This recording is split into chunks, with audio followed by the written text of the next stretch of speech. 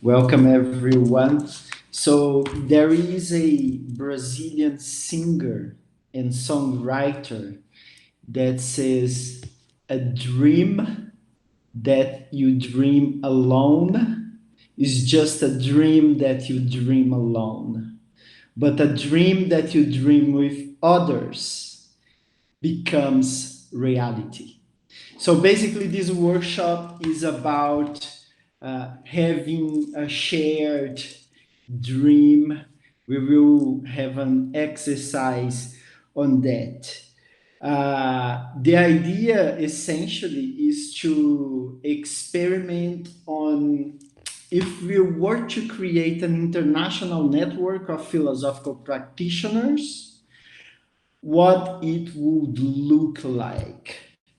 And I think this very conference that we're having illustrates really well how much it can be helpful to all of us to have such a network in place. So, Nasty, if you could please go to the next slide. So basically, the larger aim is to create an international community of philosophical practitioners in which we could share our experiences and perspectives. We could clarify and allow it to emerge possibilities for collaboration, and in general find ways to support one another. Nastia, please, the next one. The topics that we will cover will be how to establish and run a successful practice, state of the art techniques, main areas of study that could be used as a background for our work as philosophical practitioners, practical ways of mutually supporting one another, what could be the structure and the dynamics of such an international network of philosophical practitioners, and practical steps towards making the dream become a reality. Uh, Nastia, please, the next one.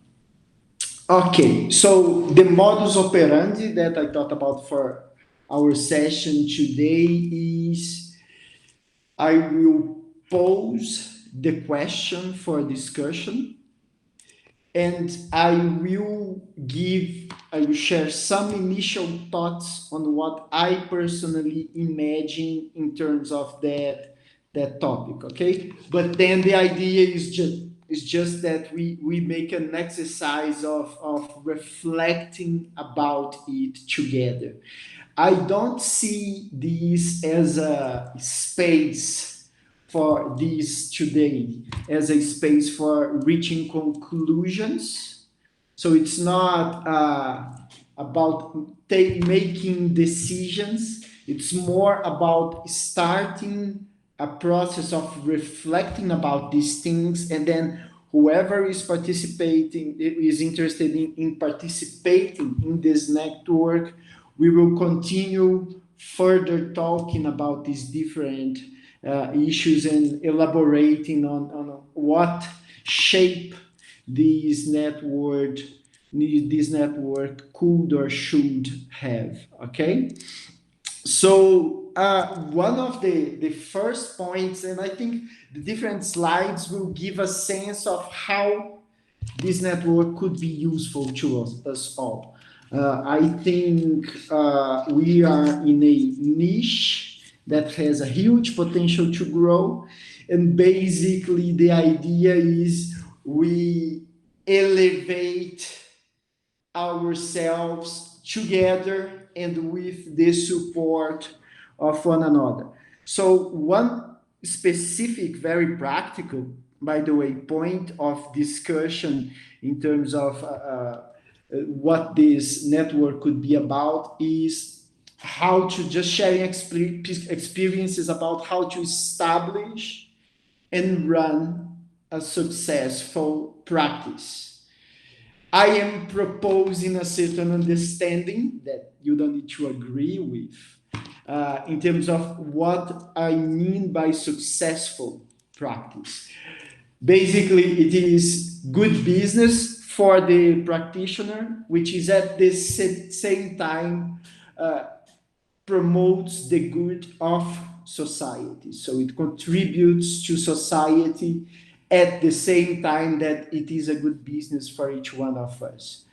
And the topics that I propose for us to discuss in terms of this specific idea is the very establishing of the practice, like the practical steps towards establishing it, how to promote it in terms of people knowing that it exists and you are available in case they think you can help them, how to position it. And that's a matter of strategy. You know, if you, for example, price your services too low, psychologically that will already have an effect on the value that the potential clients attribute to the service that you provide and things like that.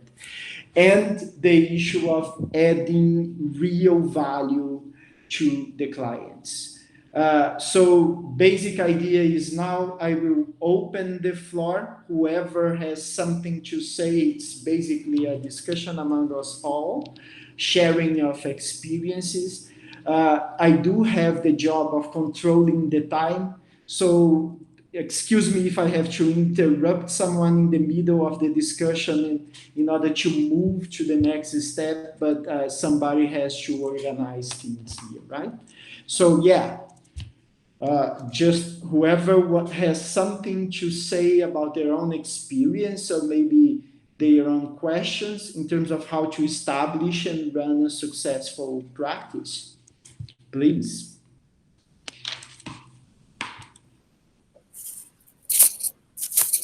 Okay, dear guests, now it's time to turn on your microphones and participate. So welcome.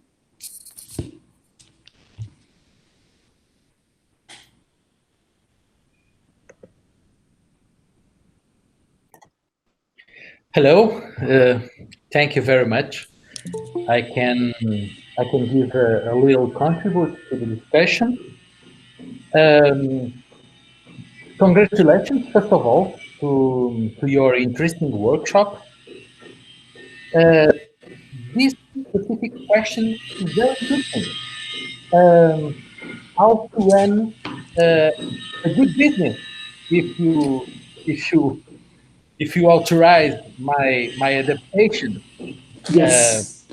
I I am a great defender of philosophical practice has a good business to help people um, achieving a great happiness, for example. Mm-hmm, mm-hmm. So my work in philosophical counseling is very similar, has a company, a business. Um, I try to learn about management. I try to learn about marketing and so on. I think it is very important questions of image, um, the image of the philosophical counselor, the website he has to promote the work, etc. So this is my question. My contribution is this. Thank you very much. Thank you.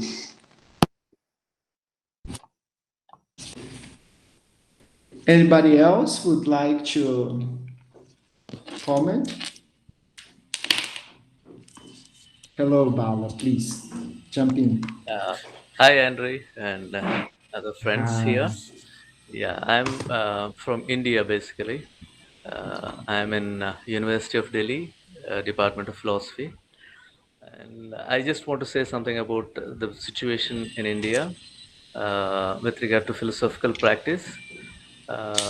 It's Like, not many people know about it in India. It's a huge country. India is a huge country with 130 crore population. But philosophical practice, as it is being practiced everywhere in the world, it's not known to Indians much. So we have been working on that, and I was working with APA closely, American Philosophy Practitioners Association, and we are a group of scholars from India, which who are spread all over the country, trying to practice it and rejuvenate the situation of philosophical practice here. Uh, yeah, there are a lot of problems that we face, and basically, since it's not known to the people, not many people come forward. Even if they come with issues of psychology more, okay, psychiatry or something of that sort. So that's how I thought I should listen to you. I should attend your workshop and try to understand what what are the experiences of other friends around the world, so that they would help us in conceptualizing our ways of dealing with philosophical practice. Thank you so much, Andrew, for organizing this workshop. Thank you, Bala. Who would like to have a word now? Dear friend Andrew, please. Hey, nice to see you, André. And yeah, Wonderful. hi everyone. So I'm from the US, but I'm based in Romania now. And there's a master's program here that was based on philosophical practice. Just for some background, um, I'm curious what people think about sort of coming up with papers together. So when people reference us, they can see where our expertise lie. Um, I'm just interested in people's perspective on that. So more of a question than anything. Okay. Uh, I would allow anybody that has a comment about that specifically, if they wish to come forward. We will be talking specifically about that kind of thing later on. But yeah, please, it doesn't, it's fine. It's no problem. We can come and go. It's kind of a relaxed thing. Uh, who would like to jump in?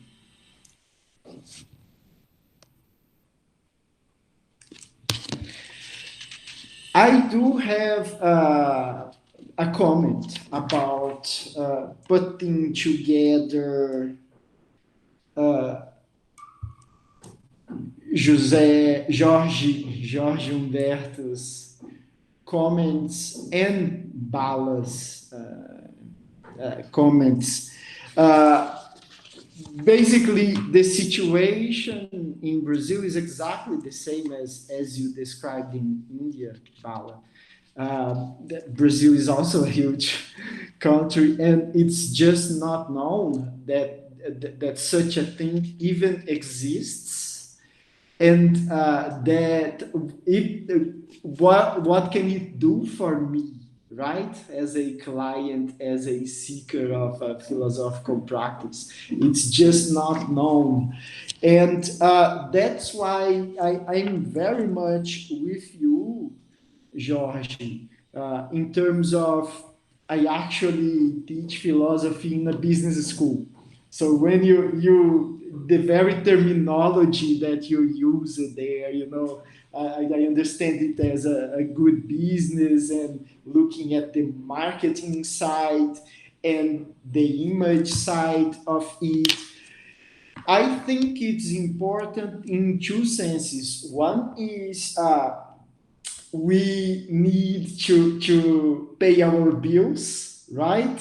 And sometimes we enjoy visiting, for example, friends in India or Croatia or Portugal and so on. So we need to have resources enabled to do that.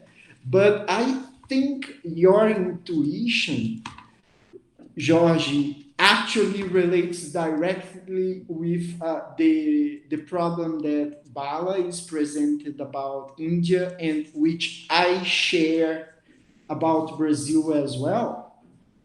We will be responsible for positioning it. The image thing that you said is precisely what I meant by how to position it. We need to position it in such a way that even if the growth is step by step, it is attributed proper value, I think. And I very much, I think Jorge's intuition there. So yeah, it's about the money because I want to have a good business. But more than that, if you, for example, offer your services too cheaply, I think that is kind of detrimental to creating the appropriate image in terms of the appropriate value that the service can actually provide for people because maybe it's not for everyone, but I'm certain for some people it actually does have great value. It can actually give a great contribution. And I think Andrew as well. Your question about the writing papers together and stuff. I think it's really interesting, and I think it's the whole point of this workshop to think about these things because in terms of the image and in terms of making philosophical practice as a possible solution for people's necessities known, I think there are things that we can do. So, for example, we can write like academic papers, sure, but we can also, out of the work we are already doing, make a newspaper article and start publishing in local important like Indian newspapers and Brazilian newspapers. And so for example, I'm working, and tomorrow my lecture will be about this. I am working with business executives, so philosophical practice for business executives. So there are specialized press for business people, not for philosophers, it's for business people, but I can talk about the services and the possibilities of philosophical practice there, right? So, yeah. My final point about this here would be, I think in terms of this positioning, there are two things. One, positioning it with the appropriate image and in such a way that we give ourselves and the profession proper value, proper respect.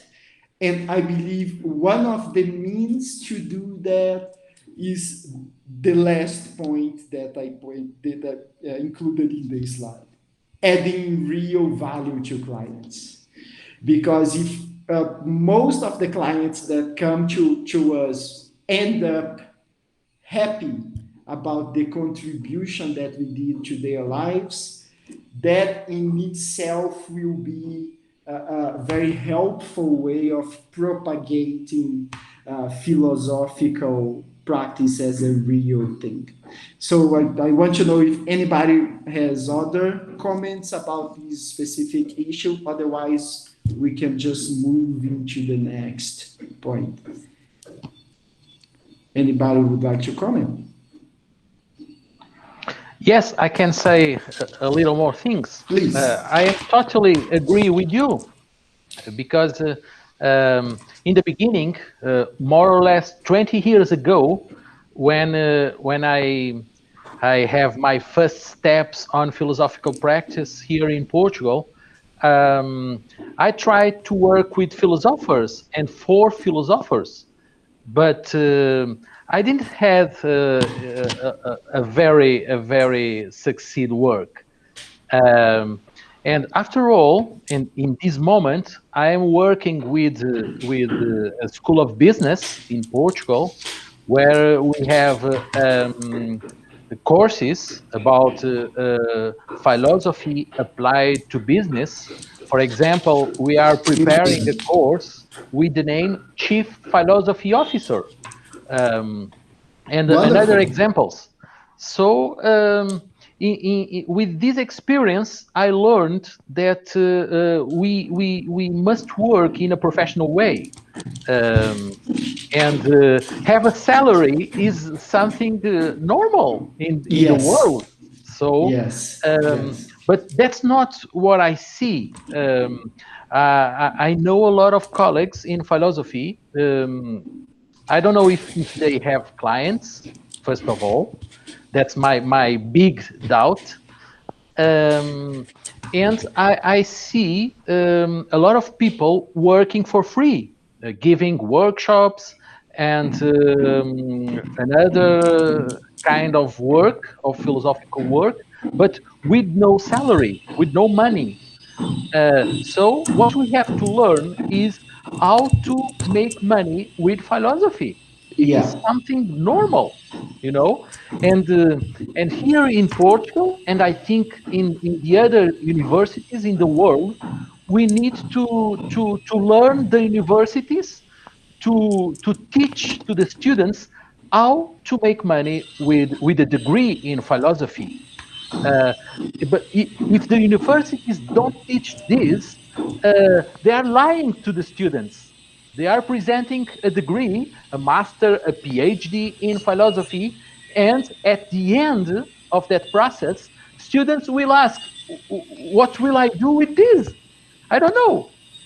You know, and Yes. if this is a course, this is the main responsibility is to teach how to make money, how to live with philosophy, not only doing philosophy, but making money with philosophy. Thank you very much, Andre. I think that's just a wonderful point.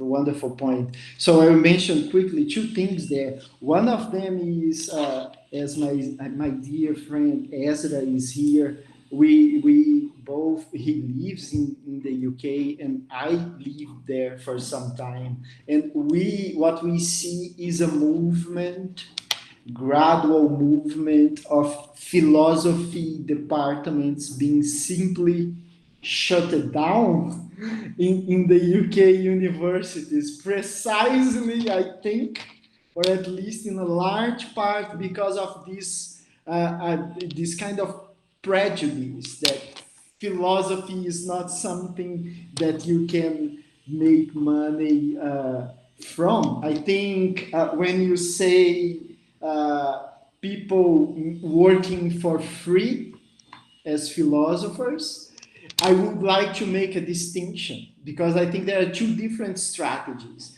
And this is in terms of how can we establish and run a practice, and what we can do with each new project, okay, each new approach.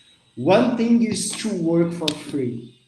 A different thing is to form a pilot, a group that will work as a pilot, in which perhaps you don't charge, but you can still have some kind of commitment from them, like, okay, you will not pay because this is an experiment. I will elaborate further the methodology, but you commit yourself to inviting other people and helping me to form the first paid group.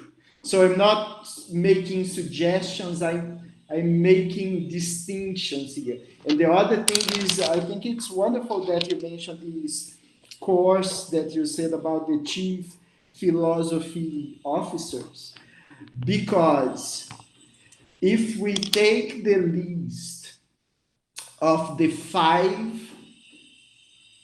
or rather, the three most valuable companies in the world,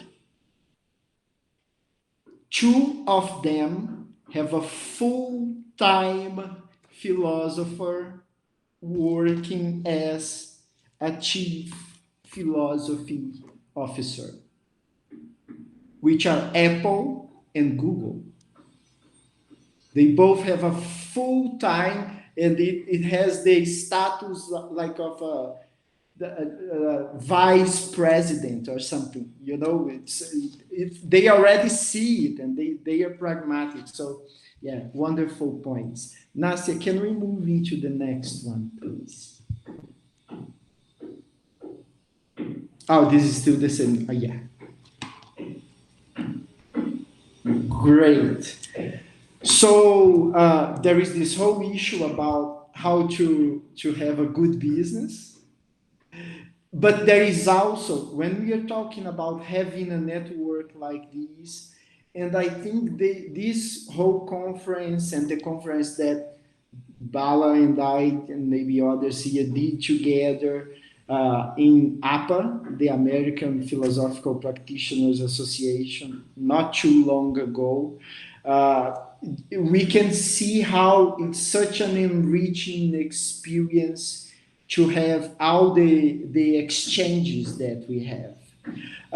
And what I propose, the kind of thing that we could do in this network is just really share state of the art techniques. So whenever we have a specific technique that is already established, we can someone present it, for instance, and we share our experiences about that technique, so how to apply it, how effective it is, for which kinds of contexts it's better suited. But, and this already comes into your point, Andrew, we also have the possibility of further developing existing techniques together or creating completely new techniques together. And this is already something that we can work towards the direction of publications and stuff like that. I do list a few possibilities in terms of the techniques for what, right? Methodologies for doing what, just as an illustration. So we have individual philosophical counseling, we have group philosophical counseling, we have facilitations like philosophy cafes and Socratic dialogues. We have consultancy job for companies and executives, and philosophy for the development of children. These are just a few possibilities, but again, the mic is open. Whoever wants either to comment on that, propose something other than this list that I'm mentioning here, or just share their experiences or questions, please. The mic is open. Okay, I guess I can try to contribute something. Yeah, thanks for first of all, raising this topic, because it's an important practical aspect, and also it kind of broadens the horizons in terms of that there are different ways how a practical philosopher can position themselves and their work in the world. Yes. Yeah, I completely agree with you. There can be different formats, and in my own case, despite it hasn't been that many years that I started working in philosophy, but basically trying straight away to combine those formats. And basically, it's been more than a year that I have an official title of Chief Philosophy Officer in a company which is taking care of, which is working on the improvement of well-being of corporate employees. And in this, for example, specific situation, so this work came about. I mean, it was a bit kind of what I never can pronounce that word, but it was not part, I would say, of deliberate sort of business development activity from my perspective. Yeah, so it was a company of a friend with whom we kept on having conversations about the topics of well-being, and because part of my philosophy degree was looking at that issue, I kept on giving him ideas, and at some point he said, like, why don't you just become part of our platform and just do this in a more kind of institutionalized way. So this is what I continued doing. So there's been some conceptual analysis work. There's been some also linking what they're doing with some academic ideas of what well-being may be about, and how what that platform is trying to do differs from what other people working with well-being, for example, in the corporate setting, are trying to do, to clarifying all these aspects, which lots of people who actually try to do business with it, they don't really have a clear understanding of. Or they would come from a specific kind of school of, I don't know, psychology or something else, where they wouldn't have a broader picture. So, but as the way that I can see it now, so for me, it's also an important way of setting a precedent that, a philosopher can, this is one of the things that a philosopher can do. And yeah, I'm aware that this big, like, with Googles and Apples, they do have a precedent of having the job title. So I think for us, it's really to, like, first of all, we need ourselves to imagine what it is that we could be doing out there. And then we basically go to those possible platforms where we think they may need our contribution, or they may benefit from this contribution, even without them realizing it straight away, but just sort of not to be shy to go to them and try to explain, actually, I see how I can be helpful to you through this and this, and yeah, maybe give a free workshop and a couple of free, like, exercises to start with, and then just basically demonstrate what it is that we can do, because most people in business have really no clue, like really no clue. And it's not equal across all geographies. So I live, for example, between UK and Russia, and in UK people don't really kind of shy away from the concept of philosophy. In Russia, it's, for general kind of business community, it seems something completely esoteric. So there is this extra step of explaining that it is compatible with business in principle, yeah. But then just actually showing how this can be applied. And but we need to take this first step. So we won't find ads in any foreseeable future in a newspaper, this company is looking for a chief philosophy officer. No, we'll need to go to that company, or we'll need to meet those people. We'll need to show them what it is that we can do, and maybe then throw their way, this idea. And by the way, these companies already have this, already are doing this, and this, from my perspective, would be a foot in the door in that direction of that kind of activity. Yeah. Right. Yes. And I mean, the same for other types of practical philosophy activity. And it's really kind of, inventing ourselves. It's yeah. There are no vacancies for these jobs. Yes.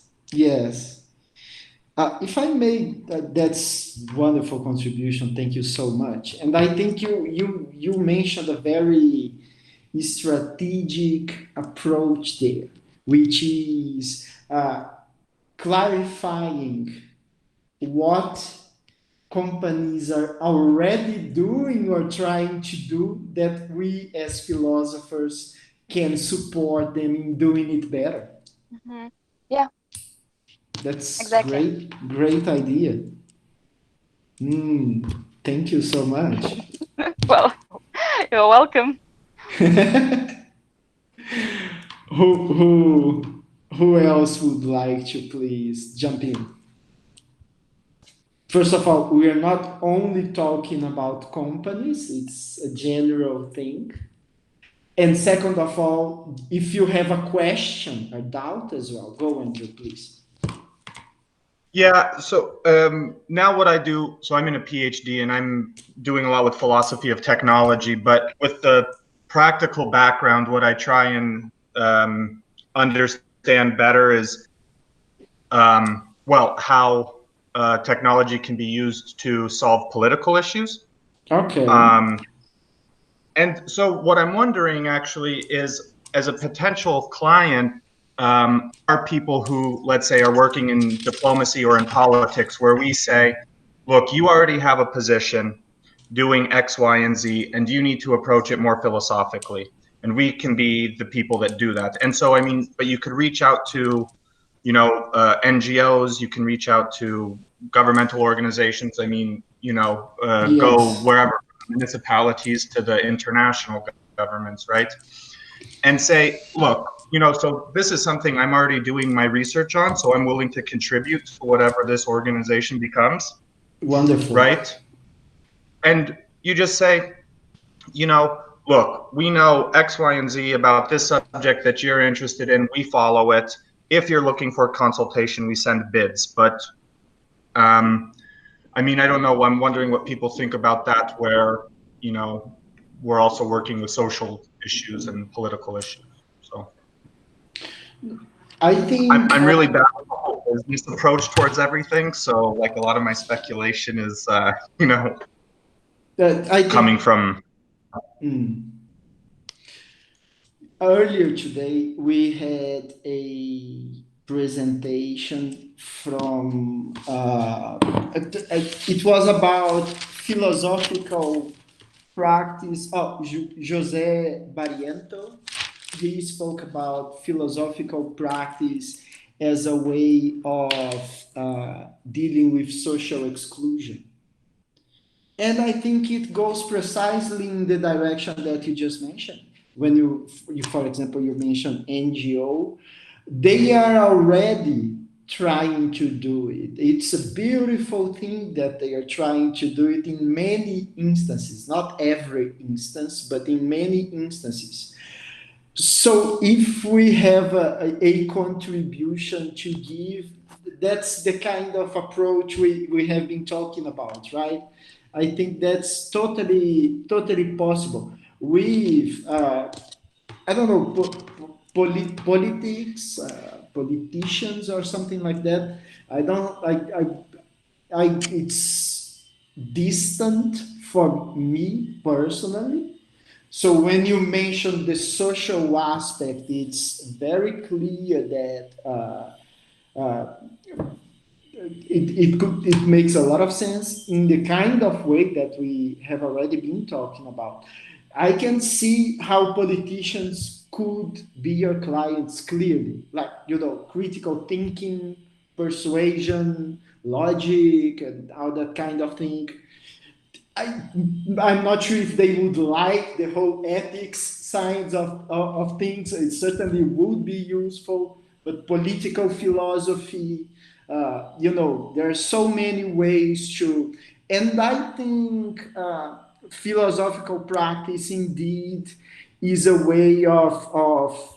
So I will give you a concrete example of something that I am thinking about doing here in Brazil, which is a place where there is a lot of corruption scandals for years now, and like immense ones, right? And the political class is like the lowest class possible in the eyes of the population.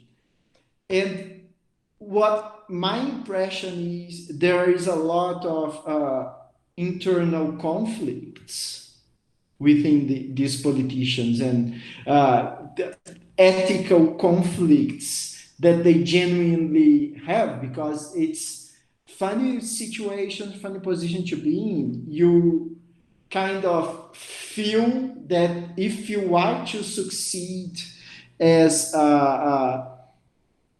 great. If you are to succeed as a politician, you must do things in a certain way, but not necessarily they really want to do it that way, because it's kind of wrong to do it that way, ethically speaking. So that does generate inner pressure, inner conflicts, and stuff like that. So I see as a clear possibility as well, certainly.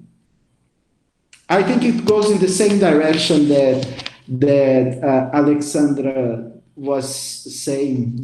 We identify something that they are already trying to do. We can clearly see that we can help them make it better in different senses of better, and we then find a way to show that to them. somebody seems to have a comment or question, right? But about international, so Taisia, I do have a comment concern, though it's not about business, but about international network in terms of structuring philosophical practice. There are many phases of philosophical practice, and to a newcomer, it's very difficult to understand how philosophical practice or philosophical counseling look like and what actually can be studied by them. So I found important structuring history of contemporary philosophical practice, diverse them from each other, and provide a possibility in MA, for example, to get to know main approaches at the first place and then to choose the one which suits best for them. I think that's a wonderful idea. At the same, when you mentioned, I think the idea of going through the different possibilities in terms of approaches of philosophical practice, both contemporary ones and the ones used over the course of history, is a wonderful idea. I think it's a pragmatic, it's my personal opinion, it's totally up for discussion. I think we should take a very pragmatic approach. So I agree, it would be wonderful to have a whole MA about this thing. But I think we, as a smaller group, can start something like, as Andrew suggested, we can start working, like writing, publishing papers and stuff together. And we can do reading groups, and we can do that kind of thing as a first step just because there is less bureaucracy involved. It's just we can start right away. We don't depend on any institutions. And but I agree. It would be wonderful to have a book as well. I think a book is a great. I think that's wonderful. Please, Andrew. I think one of the big, so like if we think about markets in philosophical practice, a big one is philosophy for children. And well, even if we take into what COVID will do by reshaping the future of education for young people, there's a place for philosophy in it, certainly. And so children's books might be a very easy thing to produce because we're going to be dealing with simple concepts. Everyone here, I'm sure, is from somewhere different. So we have how many languages represented. So translation isn't a problem. And then if anybody, I'm sure philosophers usually know artists, so illustrations might not be that hard, but it's a way to generate income, right? Yes, right. So that's just an idea, but philosophy for children is going to become big. Really interesting. Or so you bigger. are suggesting that we as a group could write books in terms of philosophy for children, yeah? Books for adults, but one avenue might be books for children, because I think that, well, they're short and they don't have to be too didactic. We're dealing with simple things, death, being kind, I mean, Nice. If you really break it down, we can get very, complex, but for children, it wouldn't be, it wouldn't have to go that deep, But there is already a pretty broad literature on philosophy for children, both in terms of methodology and also in terms of the actual books that parents can use with children or children can read themselves. So this, this of course would be great to contribute further to this, but this won't be something novel. I actually would say that probably philosophy for children is the best developed out of the whole practical philosophy field, starting with Lippmann, etc. Well, from my impression to date. And I mean, I'm partly also invested in this work. So just as a clarification thing, right? the literature that you are referring to that is already very broad, Alexander, do you mean like sort of academic literature or like easy to read books that children themselves or the parents of children could read for them, in which we are elaborating philosophical approaches, concepts, and stuff? What do you mean? All of it, all of it. And Okay, actually, okay. I think a better person to comment on this may be Anastasia Avdieva, who is also in this room. I don't know if her connection is good enough and if she wants to say something. Okay, yeah. Because she would have a broader view of the literature in different languages, especially in the philosophy for children. I don't know, Anastasia, do you want to say something? Please. So my Wi-Fi connection is not very good right now. So yeah, Alexandra is right, and yeah, there are plenty of books, like even for very young children. Some of them were written like especially like as a philosophical books, and some are just very good to use for philosophy classes. Mm-hmm. So here it's something I think it's becomes more and more popular in many different countries, and finally it becomes popular in Russia. So where I mainly work, that education needs changes, and so these four C's, like critical, creative, collaborative, caring, yes, that we have to develop skills, not only like transfer knowledge, and that the whole system of education has to be changed. So like at first it was Mm-hmm. I started to work in additional education, so just something that children and parents can choose as something additional they would like to develop thinking. But now so we work with Alexandra in this field, yeah, and we see that more and more people realize that it should be implemented somehow. So the philosophy is something really valuable, and there are plenty of tools and things that can be so maybe additional classes. Sometimes we work like I like the idea. Maybe one more thing, not just about P4C, but the idea itself. So we will try to yeah, to implement it the following year. The philosopher, like traveling philosopher, even if it's not possible to add an hour of philosophy due to curriculum, yeah, because it's always very difficult for even very motivated teachers to add an hour, yeah, to give this time and space for philosophy at school. So we have an idea of this traveling philosopher that can work with some teachers, specialists, yeah, professionals in their own field, like geography, history, economics, yeah, mathematics, whatever, together, and to have some additional hours inside the curriculum, yeah, when we can analyze some big questions in the field of science or humanities or etc. And even this input can be very effective. So to my mind, so it's one of the ways to work. Great.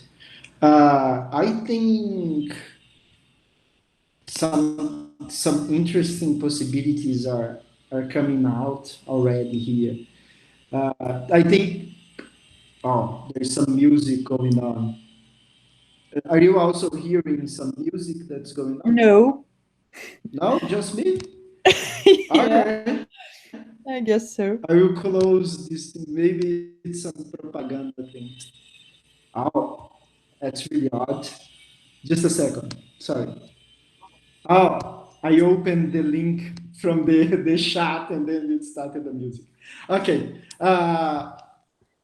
I think what just happened here in terms of philosophy for children is precisely what I mean by how this group could be helpful, this network, in terms of sharing techniques and approaches within philosophy for children. We already have people in the group that have something to say and to share about that. And this is the potential that I think such a group could have precisely. I will have something, and Alexandra as well will have something to say about business as well, and each one will have something to say in their own context. But I'd like to be pragmatic about stuff. So I like very much the idea that we learn by making something productive at the same time.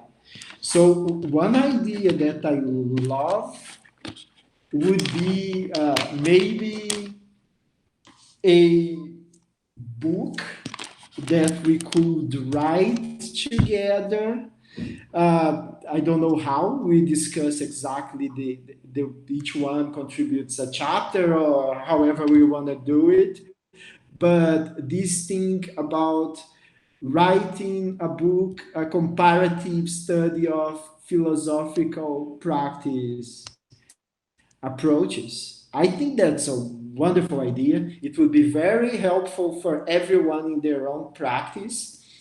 Each one, we write this thing in English. I can have it published in Portuguese in Brazil. Uh, each one, somebody can have it published in Russia, in Russian, and the same one effort. The book can be in so many different languages, and just what is occurring to me. And I think that's a wonderful possibility for how to start this kind of exercise together. Is productive. We all learn something from it. We share our own experiences, and we take the advantage from being an international kind of network. So just to comment, I think that's wonderful as a possibility.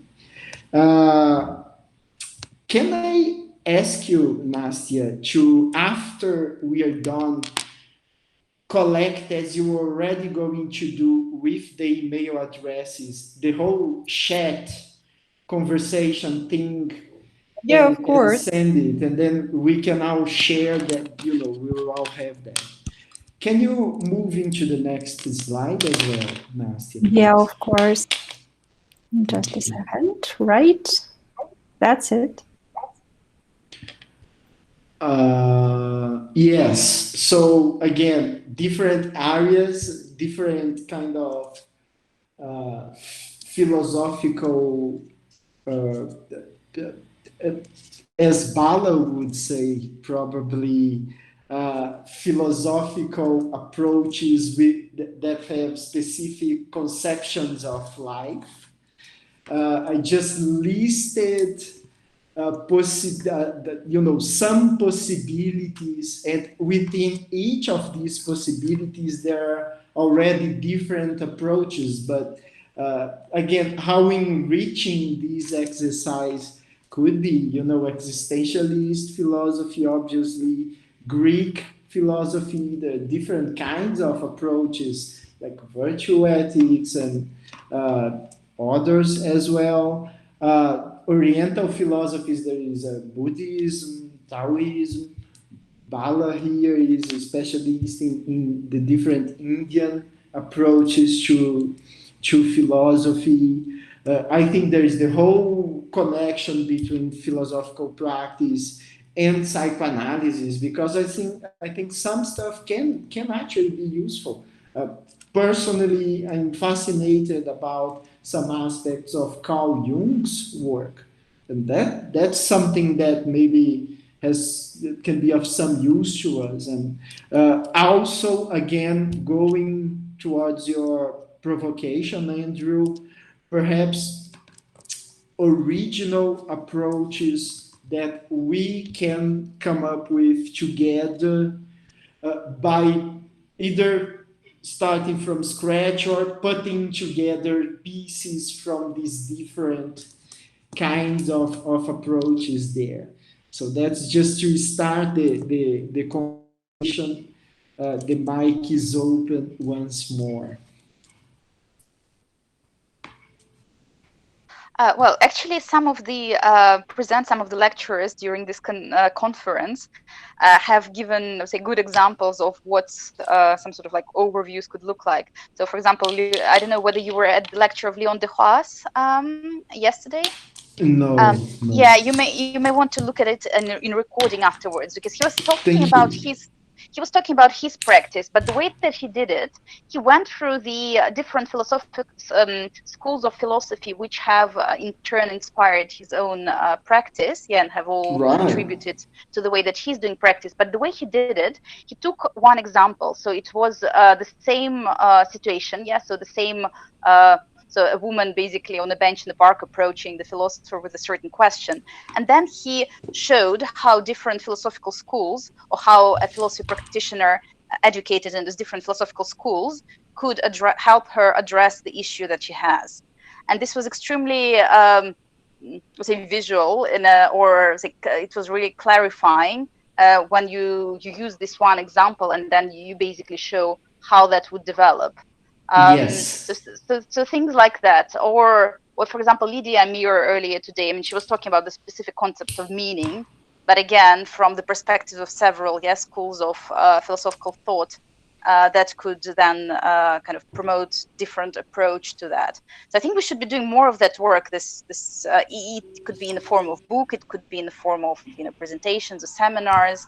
I mean, Yeah. this conference is a wonderful platform to see some of that. But yeah, more Yes. deliberate work in that direction, or a kind of a project, if you want to launch something like that, that would be wonderful and I agree. extremely useful, Absolutely. as Yeah. Taisia has said. Mm. Yeah. I think it's our Russian friends, and once more, I would like to thank all of you in your name, Nastia. What you are providing is so helpful and enriching to all of us. Thank you so much. They will provide the videos, if I understood, the recordings of the different presentations, lectures, and workshops. So, yeah, we can definitely come back to those. And I think as a group, that's a starting point. And then we can, at the same time, like write the chapters of the book, and afterwards, later on in the presentation, it will come to the possibility of like a work in progress sort of like we had at Sussex University, Ezra, with Philosophy Society, a kind of, we are going to make this book, but then as we are writing it, whenever somebody feels they are right to share, they they present the paper, the chapter, for the rest of us, and we comment and we have a discussion, and this kind of this is just a thought, just a possibility, but I think that's really interesting.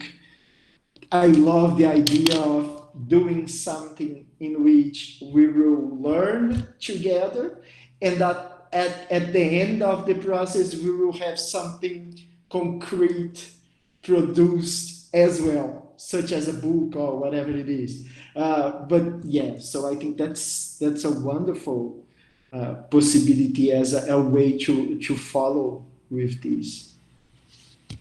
I see that in the chat here. Oh, links. Does anybody else would like to? Let's do it. Wonderful, Josh. Let's do it. Deal. I think this is going to be great. And again, I think okay. So we write the book, and from there we derive specific. We kind of translate it from technical jargon to non-philosophers, to be palatable for non-philosophers.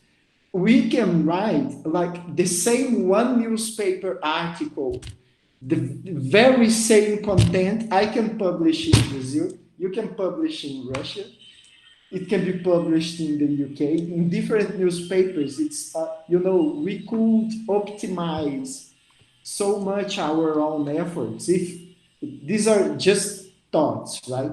Afterwards, we will discuss calmly, but I see just so much potential. It's great.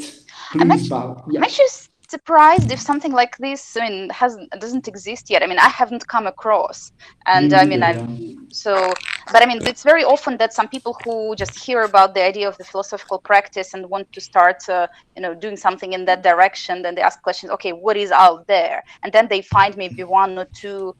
Mentions of some approaches. I mean, there is a Wikipedia page. There is, something else. Uh, and but then they kind of really miss on the whole. I mean, I was really surprised how many of different ways to do practical philosophy, and already sort of successful cases of philosophers doing practical philosophy all across the world exist. So I mean, this conference is really invaluable for bringing it. But I mean, Yes. I'm genuinely surprised it doesn't exist yet. So if it doesn't, then it's definitely a worthwhile pursuit. And again, like the network of this conference, of this recurring conference, and of all the local associations, such as the Russian Association and all the other associations whose Yes. representatives are here, could certainly be leveraged to make sure that no measure elements are kind of being missed out. Yes. Totally agree. Totally agree. Mm. Mm. And I think out of these, naturally, work will also come out. So, for example, I'm working on, so it's not a proposition yet because I'm still working on it, but I do teach philosophy in a business school, and I'm working on creating a center of companies that would come together. They would pay, it's specific companies, they would pay like an annual fee to be a part of that kind of club. And then I'm doing work with these companies, and then I invite you, Alexander, to come and do some work with us, and I invite you, George, and I invite you, Andrew, and everybody else, Bala. I'm sure also kind of work possibilities in the end will come out of it as well. It's a wonderful potential, I think. Bala, you had something to say, please. Yeah, that's wonderful. Actually, that's a good idea that this discussion has brought out something very interesting to look at. Yeah, but as Alexandra has said, I wonder whether such kind of book doesn't exist so far. No, I'm not very sure about that. But if at all, if such kind of work doesn't exist, and if all of us are coming together to plan for that, there are two things that I have in my mind when it comes to putting it in the form of a book. One of the things is as I said, I entered this field only 4 months back. Okay, so that's how I'm new to this field of philosophical practice, in the sense it is being practiced everywhere in the world. So I was initially looking for various kinds of methods and methodologies that exist, and there is no one place where you can get uh, a comprehensive understanding of all these. I That is see. number one. That's why in the opening ceremony, when I was asked to speak, I said why this conference is useful to me and to other friends is because it tries to universalize the methods that are being practiced at various places around the world, which means all of us would be able to understand what you are doing, Andre, and what you're doing, Alexandra, and what some other Yeah. friend is doing, right? The methods. And then the second important thing for me is tools. Method is Yes. only one aspect, but there is something else which is called a tool. Okay, what kind of tool you would use in this particular method is also very important.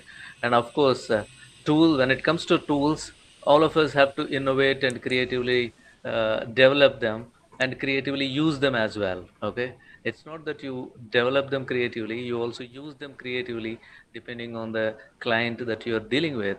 So some space where a comprehensive account of methodologies and tools is a requirement, definitely, so that any one of us can refer to that and then take whatever information that we can use for the clients that we would be dealing with.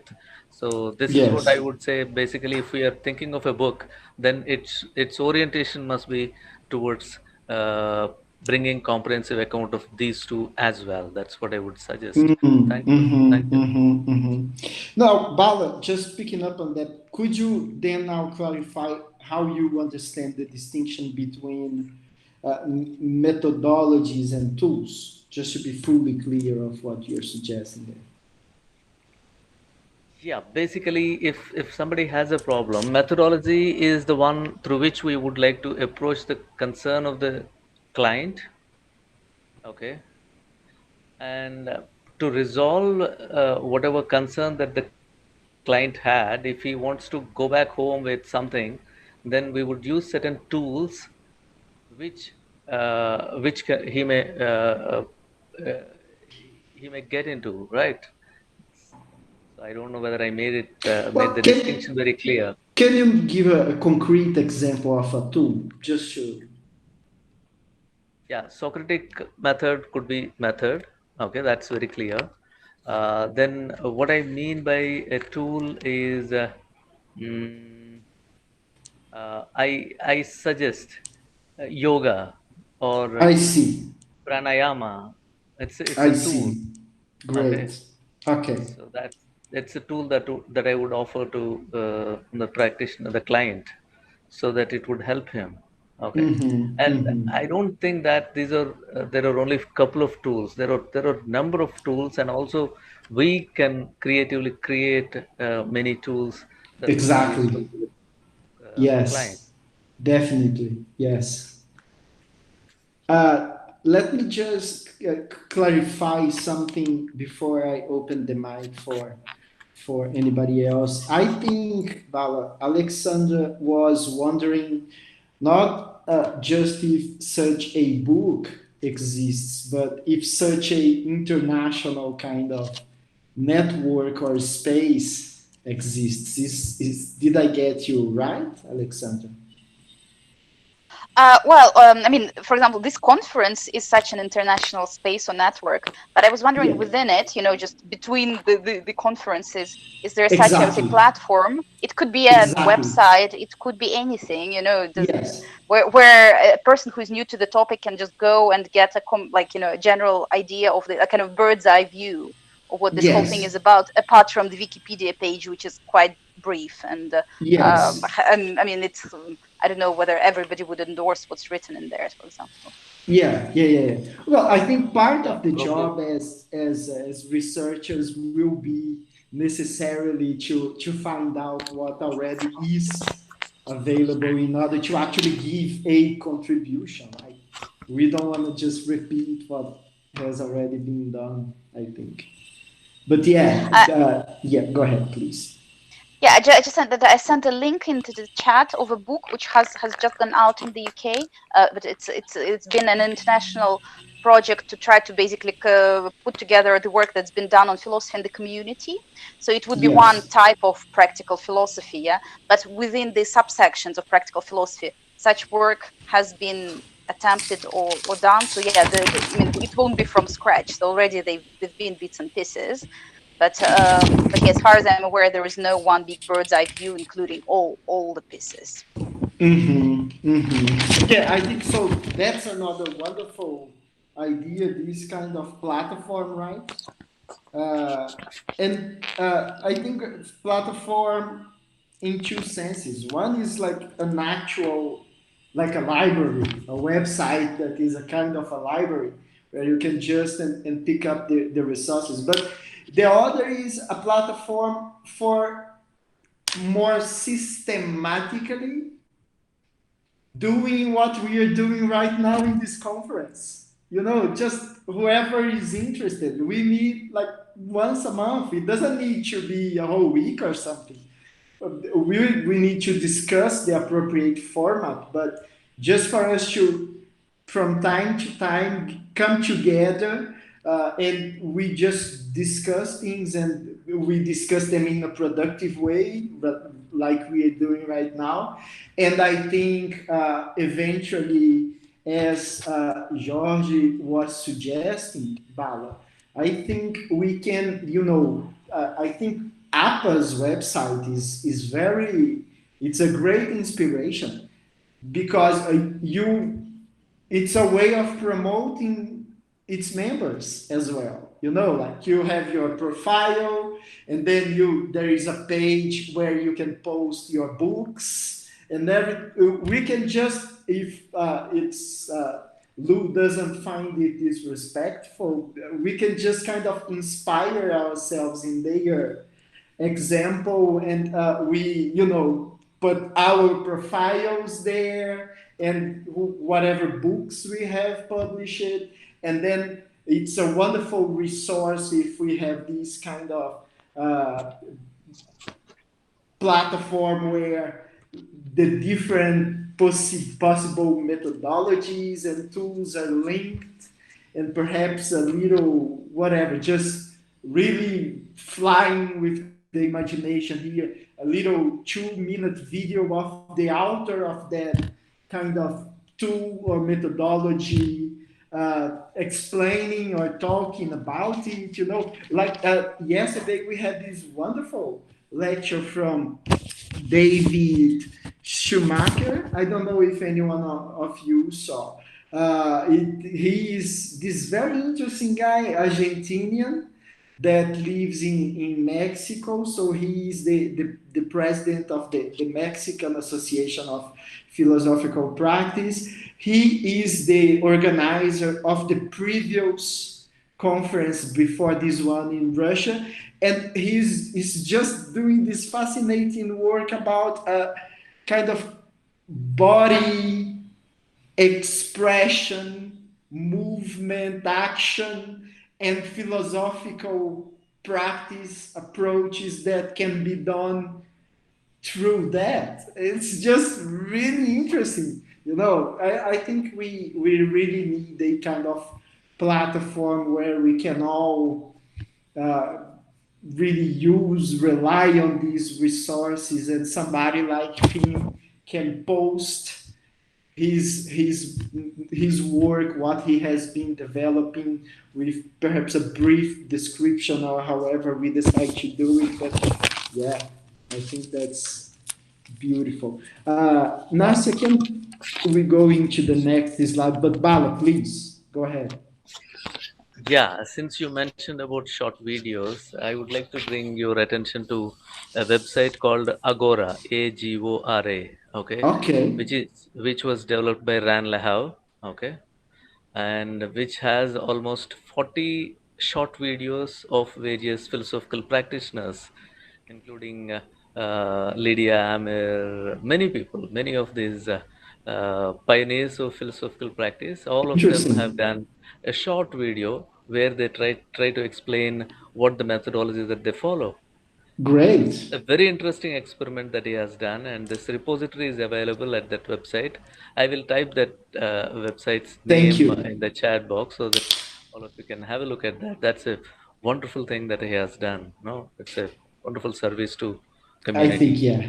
I think that's a great idea. And now I take the opportunity to put this together with Jorge's initial comment. Okay, we do the videos, but my personal suggestion is we do it beautifully, aesthetically attractive, professionally done, in such a way that whoever is watching them not only is learning the content, but also has a pleasant experience. And I think, Jorge, coming back to your point, I think your insight is really, really important.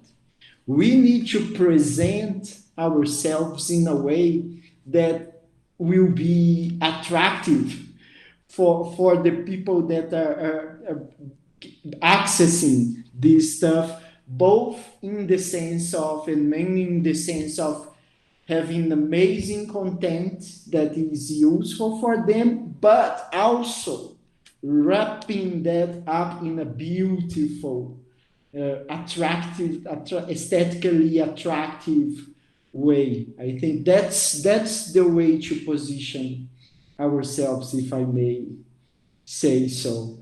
And this next slide, the idea is mutual support. I think we are already mutually supporting one another right now, by the way, but we already worked a lot in terms of discussing this point of mutual support. So I just add to something like specific thoughts that occur to me is a space. I don't know. It can be either more sophisticated or more simple version. But suppose I have a difficulty I did everything right in establishing my practice, but no clients are coming. So how about we have a way of discussing with one another, asking for the opinions of one another in terms of how to solve that specific problem that I'm having? Or suppose there is this specific article the topic that I want to write about. I could just ask you guys, do you know any bibliography about that? And so on and so forth, like just really being there for each other in that sense as well. Yeah, that's, I don't know if anybody. No, it's wonderful idea. I mean, I'm all up for it personally. Great. Does anybody else would like to comment on that, or should we move into the next? Okay, I can say something more. Here in Portugal, we are preparing a new course, and one module is about personal branding. About what? Sorry. Personal branding. Oh, it cut it. Sorry, I couldn't. Personal branding. Do you know what it is? Yes, now I could understand. I just couldn't hear you before. Yes. Oh, thank okay. you. So I think it is a very good topic too, not only in the image, in the personal image, our dress, for example, or the quality of our website, but only the quality of our presentations in the conferences, Yes. for example. Yes. Very important, and we cannot forget that in this type of conferences, international conferences, not only people knows the same in English. So if you don't have a good English and you don't have, for example, a PowerPoint too, it is very difficult to know Yes. which work you are developing. So Yes. You need to manage a lot of things to give your message to your colleagues, and only like this you can work together. I think that's a great, very interesting point, and it allows me to see another kind of potential for our collaboration, because suppose we want to have help with, like I'm using a PowerPoint template, right? I didn't know how to do that, so I had somebody do it for me. I just have the words. Do the template, please. Now, if we find someone that is good at making templates, and we approach this person and say, okay, we are a group of 13 people here.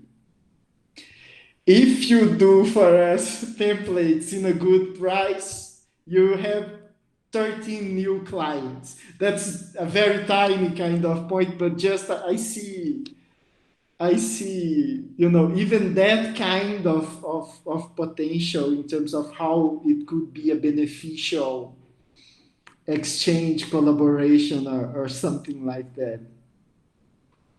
You were saying that if we set up some regular get-togethers like once a month or something, what Yeah. could be done if for each meetup, for example, an external professional, either in I don't know, marketing broadly or in business development or in SMM more specifically, because there's now all these like channels of digital self-promotion, Yes. which lots of different professionals who are providing consulting services are using. So if to these meetings, for example, we could invite one of these professionals, and we probably now in broader networks would have some, friends, or it may be for a small fee, or it may be with this possibility of getting new clients, as you say, among this group of philosophers. I'm sure there Yes. could be a good sort of conditions negotiated. That could be really helpful, because not everybody, I mean, probably a minority of philosophers have some sort of business background, and I do agree with you that self-promotion is important in the contemporary world. I mean, we can Yes. philosophically debate about, what is it, and whether we are true to ourselves and blah blah blah. But it would be the next the next thing.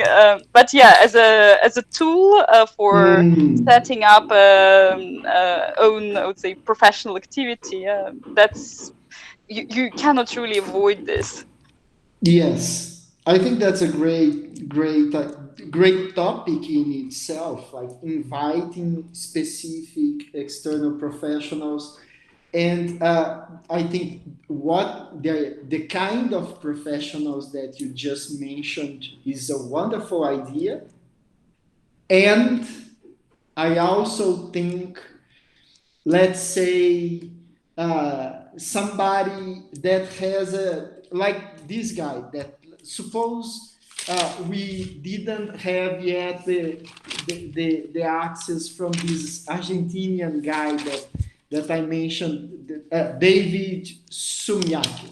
Okay, so he's doing this body language kind of philosophical practice. But he also mentioned something that I found really interesting, which is like dramatic philosophy. So somebody that he mentioned, I don't know, developed this line of work coming from drama, from acting and stuff like that, and somehow put that together with philosophy. So we can invite professionals that, SEO, as you said, can help to promote the stuff and all that, but perhaps also some other professionals like this philosopher that developed this dramatic philosophy thing to make a presentation for us. Actually, it looks like you've already solved one of the problems that you've offered. So you already found somebody who could do a good presentation template. Check the chat. Okay.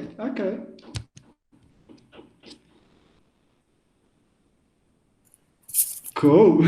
Yeah, that's brilliant, actually. It would be wonderful to do that. Yeah. Really? Oh, that is wonderful.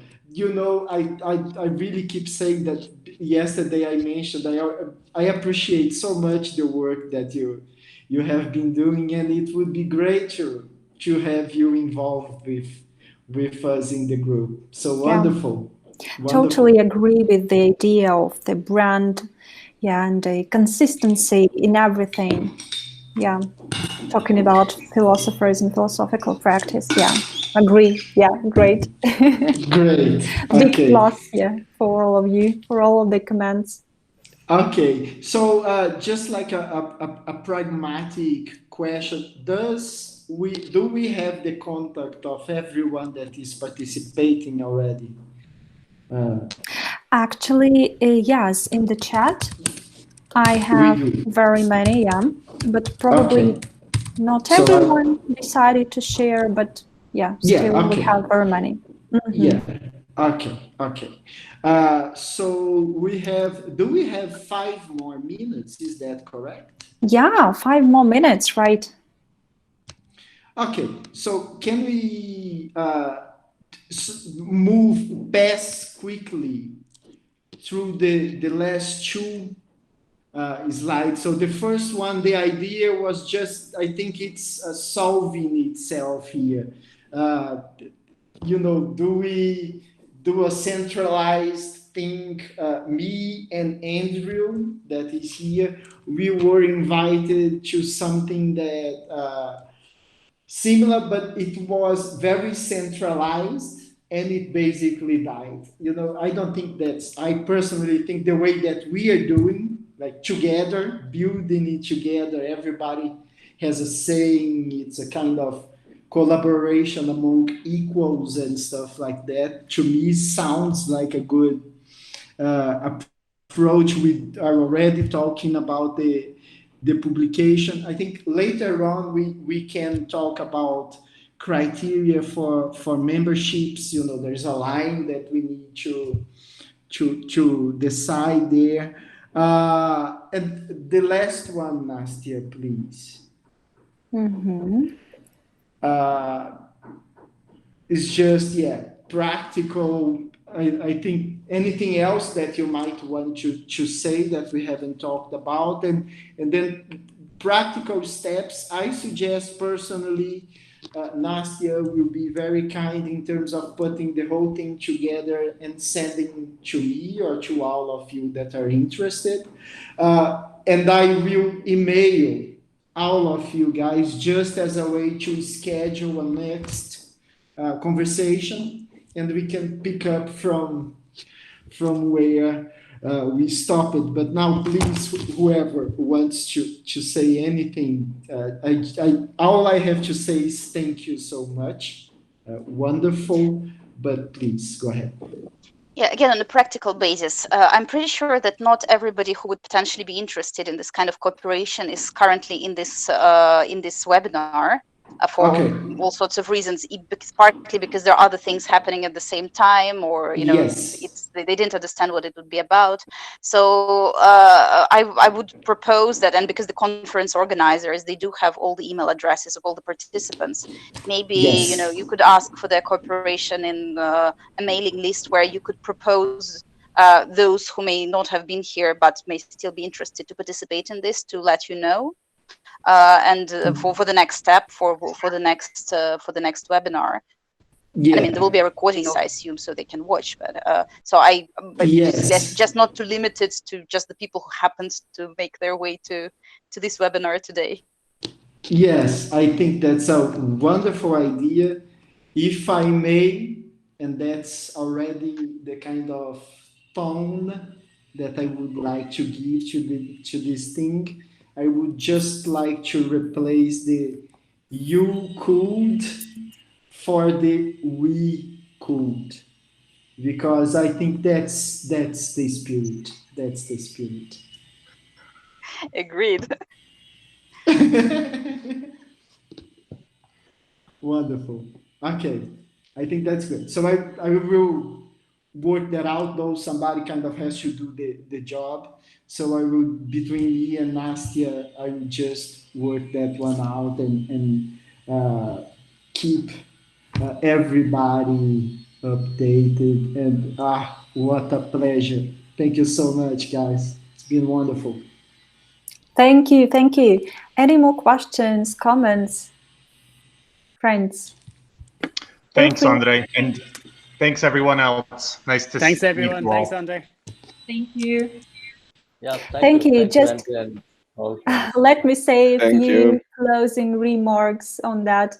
Just I feel really very much energized after our wonderful workshop, and actually I feel even more energized than I felt before our meeting. So dear colleagues, our workshop unfortunately now is over, but I hope we will continue our discussion. And actually a very big thank you for all of you for providing further practical, that's important, practical steps for all of us as a community. And it's been a pleasure being with all of you today. And thank you, and thank you for all of your attention. And I wish you all have blessed day, evening. Yeah. So, and actually, the third day of the conference is over. Hope that you will, relax and see you See you tomorrow. tomorrow. Tomorrow is See the last you. day. The last day, Don't yeah. forget. See Yeah. you. See you. See you. Bye bye. Bye bye. Thank you so much, Thank you. everyone, and thank Thank you you, again, everyone. Nastya. Thank you. You're Thank you. welcome. See you. Bye bye. See you. Bye. Bye bye.